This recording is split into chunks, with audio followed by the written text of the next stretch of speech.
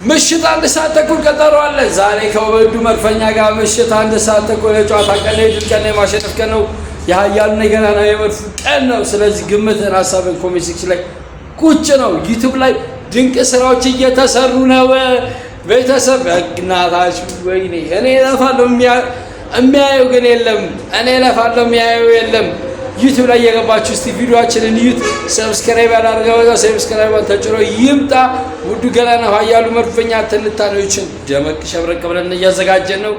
ሰሞኑን ደግሞ ከእግዚአብሔር ጋር እንግዲህ አንዳንድ ምርጥ ቲክታከሮች እውቀት አላቸው ምን ተብሎ የሚታሰቡትን ትንንሽ ቲክታከር የሆኑት ቲክታከር ተብለው ገና የጀመሩ እውቀት እያላቸው ግን እውቀታቸውን ያልሰሩበትን ዩቲዩብ ላይ የሚዘን እንመጣበት ቀን ነው።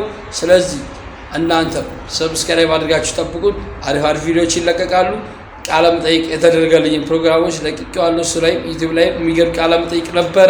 ስለዚህ እሱንም ቪዲዮዎች ለማየት ዩቲዩብ ላይ እየገባችሁ የዩቲዩብ ሊንክ ማግኘት እንችላለን።